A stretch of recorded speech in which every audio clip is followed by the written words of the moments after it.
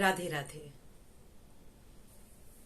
आज एक नया विषय भगवान श्री कृष्ण ने अर्जुन को बताया।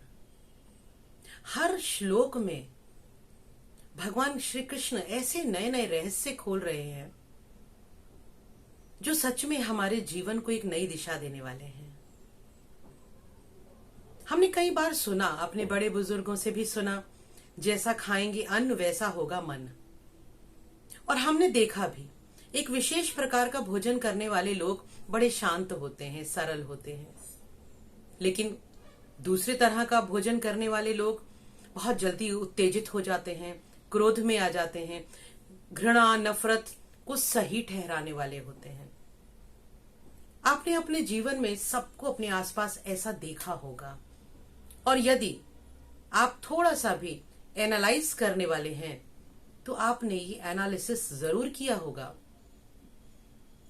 कि कुछ लोग ऐसे होते हैं जो जैसे को तैसा करना चाहिए, ईंट का जवाब पत्थर से देना चाहिए, इस तरह की विचारधारा वाले होते हैं। और कुछ लोग बहुत शांत मनस्थिति रखते हुए अपने कर्म को करने वाले होते हैं। तो कुछ तो फर्क है दोनों में, और वो फर्क क्या है, हमें उसे एनालाइज करना है। तो भगवान श्री कृष्ण ने हमें बड़ा सुंदर सूत्र दिया। वो प्रारंभ से हमें बताते चले आ रहे हैं, और सांख्य योग में उन्होंने हमें बताया कि ये जो मानव की देह है ये 5 तत्वों से मिलकर बनी है, और इसके साथ साथ इन 5 तत्वों में 3 गुणों का समावेश है। तो इसका विशुद्ध रूप से सरल अर्थ ये निकलता है कि प्रत्येक मानव के शरीर में सत्वगुण, रजस और तमस तीनों पाए जाते हैं। ऐसा कोई नहीं हो सकता जो कहे कि वो पूरी तरह से सात्विक है, और ना ही कोई व्यक्ति पूरी तरह से तामसिक हो सकता है, क्योंकि जो हम उत्पन्न ही हुए हैं, ये जो शरीर बनी है, ये शरीर का निर्माण ही इन 3 गुणों के माध्यम से हुआ है। बस फर्क इतना है कि किसी में कोई गुण ज्यादा प्रभावी होता है और किसी मानव देह में कोई गुण ज्यादा प्रभावी होता है। जैसे अगर हम पशुओं की बात लें तो पशुओं में तामसी गुण प्रभावी होता है, लेकिन अगर हम पशुओं में शेर की बात लें तो वो राजसी गुण प्रभावी होता है, क्योंकि वो बहुत क्रियाशील है। और अगर हम भैंसे को लें, सांड को लें, अजगर की बात करें, इनमें तामसी गुण प्रभावित होता है। एक बार खाया और पड़ गए, सोते रहे, ये तामसी गुण है। यदि हमारे जीवन में तमस ना हो तो हम सोएंगे नहीं, और यदि हम सोएंगे नहीं तो अगले दिन हम क्रियाशील नहीं हो पाएंगे। तो हमें तमस की भी आवश्यकता है। अब विवेक ये करना है कि किस गुण को कैसे बढ़ाया जाए। तो इसी की चर्चा आगे करते हुए 17वें अध्याय में भगवान श्री कृष्ण ने अर्जुन से कहा कि हे अर्जुन, अभी तक तो मैं तुम्हें बता रहा था कि श्रद्धा कैसी होती है, किस तरह के व्यक्तियों की कैसी श्रद्धा होती है, कौन से लोग किसका पूजन करते हैं, जो शास्त्र की आज्ञा मानते हैं वो किस तरह से कर्म करते हैं, लेकिन जो शास्त्र की आज्ञा नहीं मानते हैं वो कैसे कर्म करते हैं। तो चलो अर्जुन, अब कुछ आगे बात करते हैं। तो आगे बात करते हुए भगवान श्री कृष्ण बोले, आहारस्त्वपि सर्वस्य त्रिविधो भवति प्रियः यज्ञस्तपस्तथा दानं तेषां भेदमिमं शृणु। हे अर्जुन, इन्हीं 3 गुणों के अनुसार आहार भी 3 प्रकार का होता है। जो हम खाते हैं वो आहार भी 3 प्रकार का होता है। और तो और अर्जुन सुनो, जो यज्ञ हम करते हैं, जो तप हम करते हैं, जो दान हम देते हैं, वो भी 3 प्रकार का होता है। सुनो मुझसे कि कैसे होते हैं। आगे कहा भगवान श्री कृष्ण ने, और ये बड़ी सुंदर बात कही। हमारे जीवन में धारण करने योग्य ये बातें हैं जो भगवान कृष्ण बता रहे हैं। आयु सत्व बलारोग्य सुख प्रीति विवर्धनाः रस्या स्निग्धा स्थिरा हृदया आहारा सात्विक प्रियाः। हे अर्जुन, जिन्हें आयु बढ़ानी है, आरोग्य बढ़ाना है, प्रीति बढ़ानी है, सुख बढ़ाना है, ऐसा भोजन उन्हें करना चाहिए जो कि रसीला हो, स्थिर हो, यानी उस भोजन का प्रभाव हमारे शरीर में दीर्घ काल तक रहने वाला हो। जिसे हम आयुर्वेद की भाषा में कहते हैं कि हमें देसी भोजन करना चाहिए, दूध पीना चाहिए, तुलसी का सेवन करना चाहिए, एलोवेरा का सेवन करना चाहिए, तो दीर्घ काल तक हमारे शरीर को निरोग रखेगा। तो यहाँ भगवान श्री कृष्ण ने इस पर अपनी मोहर लगाई है। उन्होंने कहा कि हे अर्जुन, जो स्निग्ध आहार होता है, सॉफ्ट होता है, सरल होता है और दीर्घ काल तक जिसका प्रभाव हमारे शरीर में रहता है, ऐसा आहार सात्विक लोगों को पसंद होता है। यानी इसका अगर उल्टा देखें तो जिन्हें सत्व गुण को बढ़ाना है उन्हें ऐसा ही आहार करना चाहिए, जो सरल हो, शुद्ध हो, रसयुक्त हो और हृदय को शांति प्रदान करने वाला हो, सात्विक भोजन। फिर आगे भगवान श्री कृष्ण कहते हैं कि आहार तो 3 प्रकार का है ना, तो ये तो एक प्रकार हुआ। तो आगे बोले, कट्वम ललवणात्युष्ण तीक्ष्ण रूक्ष विदाहिनः आहारा राजसस्येष्टा दुःख शोकामय प्रदाः। हे अर्जुन,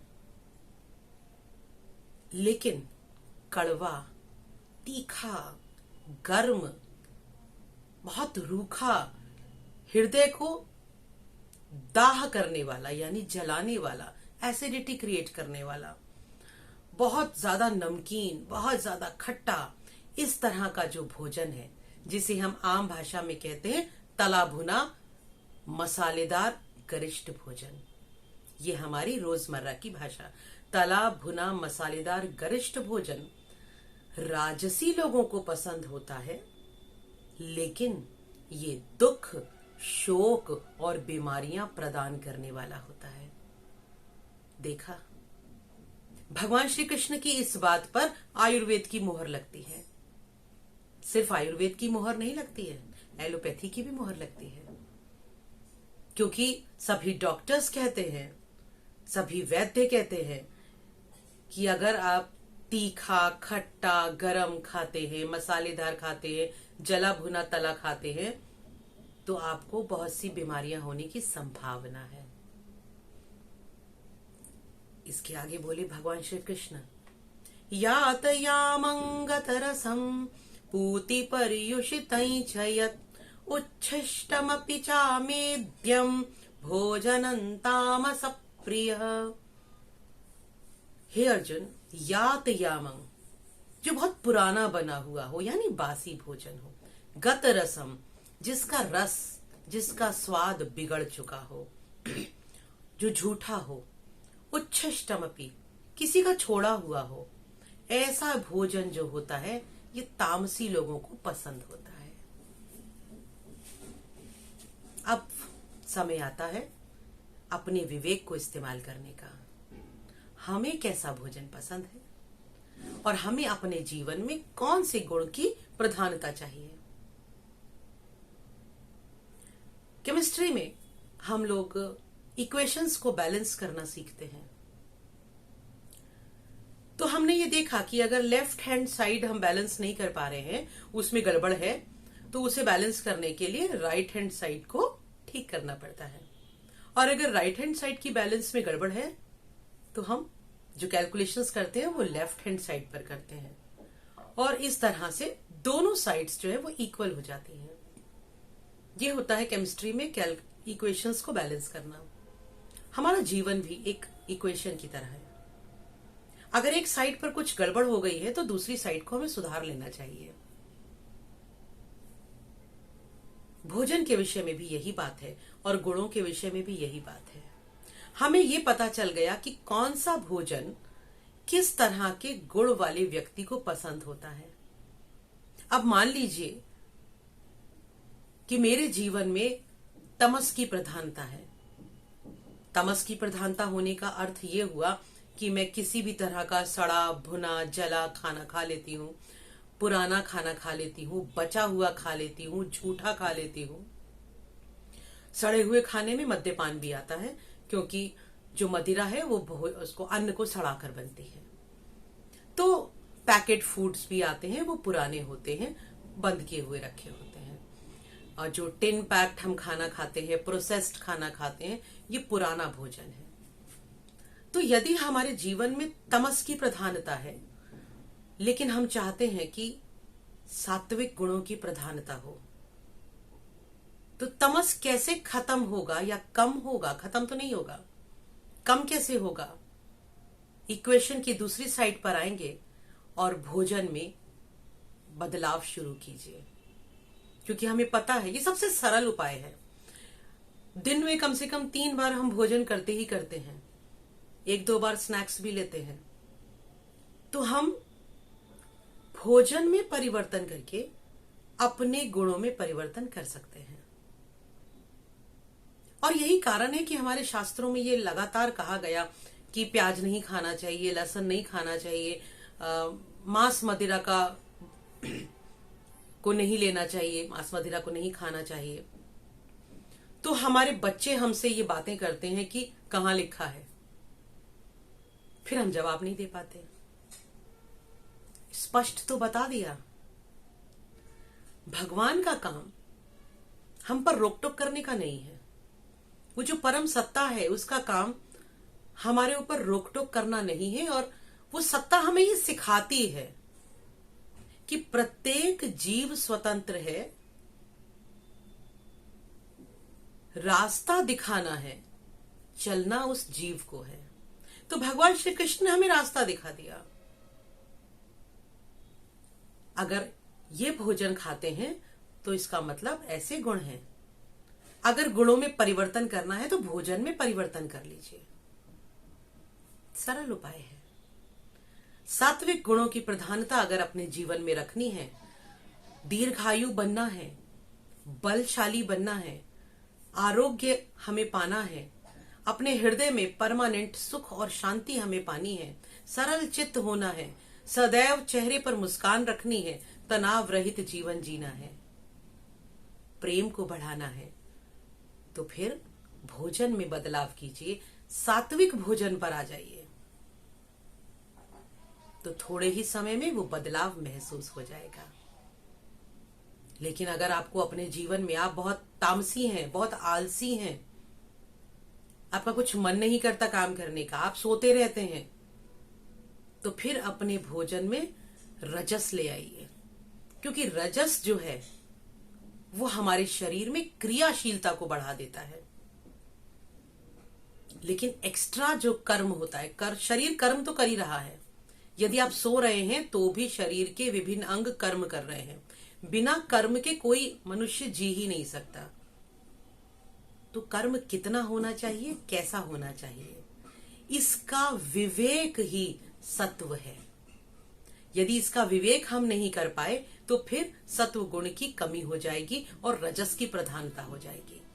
और जिसके जीवन में रजस की प्रधानता हो जाती है उसे दुख, शोक और बीमारियां लग जाती हैं। आपने देखा होगा जो लोग बहुत ही काम करते रहते हैं, वर्कोहॉलिक होते हैं, उन्हें बहुत टेंशन रहती है, क्योंकि काम बहुत ज्यादा है तो तनाव बहुत ज्यादा है। परिणाम की चिंता में वो घुल जाता है। जब परिणाम की चिंता होती है, तनाव होता है, तो बीपी और डायबिटीज तो होना ही होना है। अधिकता हो जाती है तो ब्रेन हैमरेज और ब्रेन ट्यूमर भी हो जाता है। मैं डरा नहीं रही, मैं बता रही हूं। तो भगवान श्री कृष्ण ने ये कहा है कि अपने भोजन पर नजर रखिए। जैसा गुण जीवन में चाहिए वैसे भोजन को अपनाइए। आगे भी इसी तरह की जीवन से संबंधित बातों को जानने के लिए मेरे चैनल को शेयर कीजिए, और यदि आप मेरे चैनल पर नए हैं, पहली बार आए हैं, तो सब्सक्राइब जरूर कीजिएगा। बहुत बहुत धन्यवाद। जय श्री कृष्ण।